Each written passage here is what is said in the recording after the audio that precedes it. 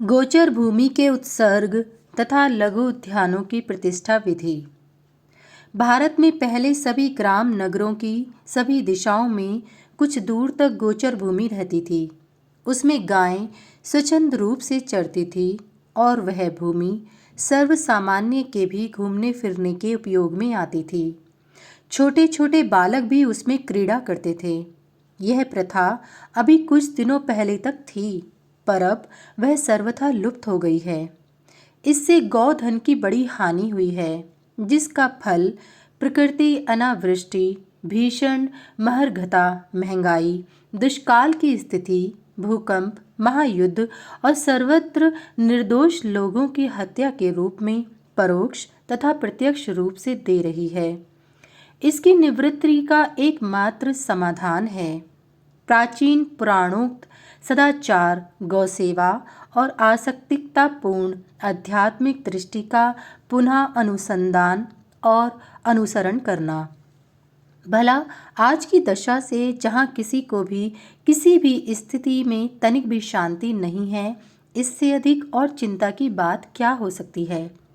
इस दृष्टि से यह अध्याय विशेष महत्व का है और सभी पाठकों को अत्यंत प्रयत्नपूर्वक अपने अपने ग्राम नगरों के चातुर्दिक गोचर का या गो प्रचार भूमि का उत्सर्ग कर गौ संरक्षण में हाथ बटाना चाहिए।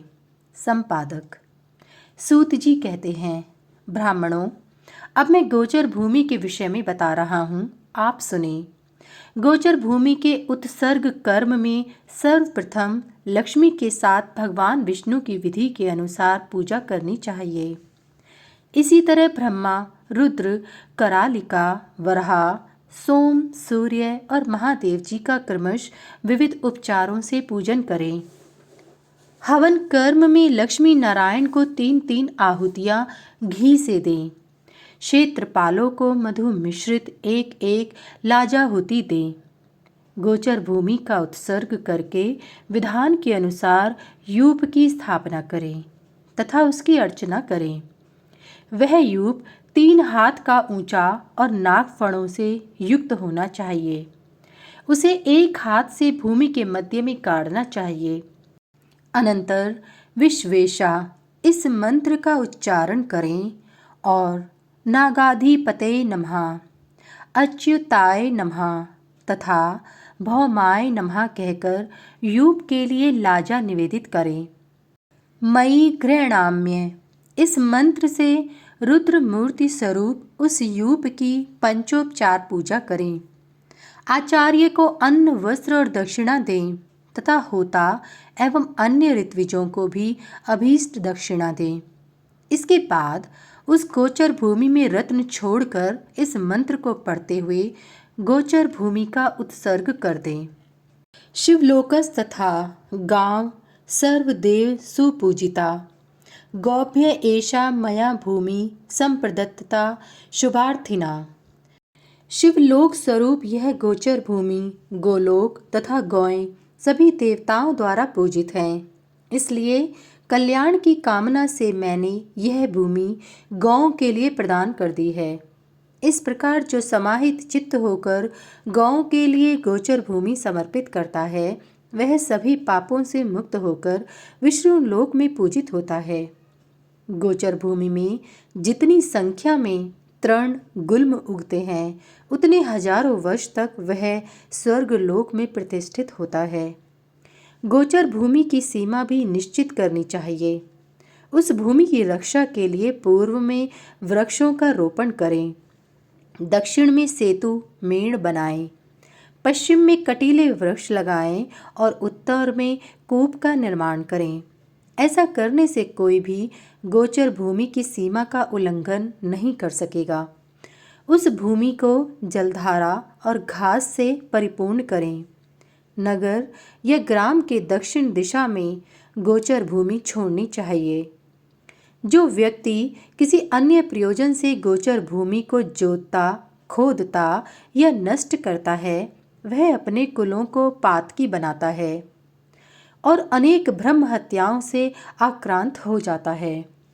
जो भली भांति दक्षिणा के साथ गौ चर्म भूमि का दान करता है, वह उस भूमि में जितने तृण हैं उतने समय तक स्वर्ग और विष्णु लोक से च्युत नहीं होता है।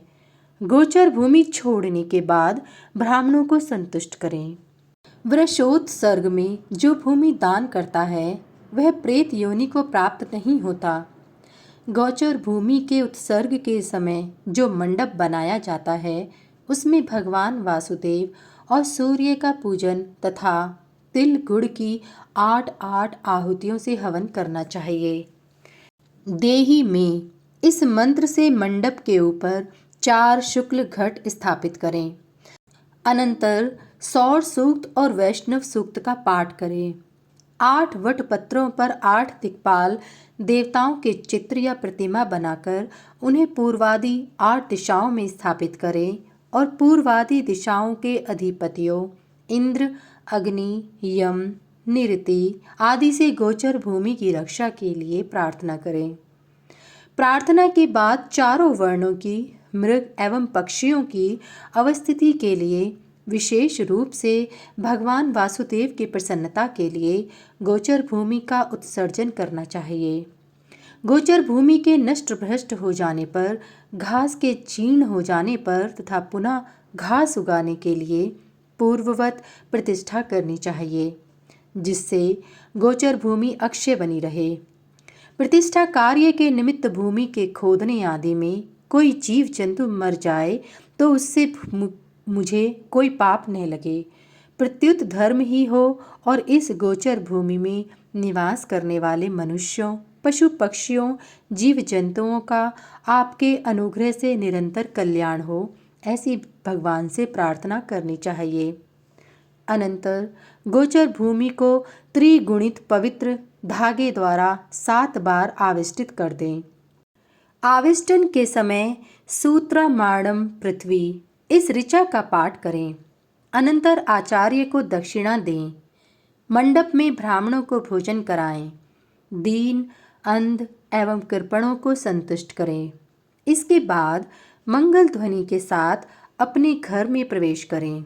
इसी प्रकार तालाब, कुआं, कूप आदि की भी प्रतिष्ठा करनी चाहिए।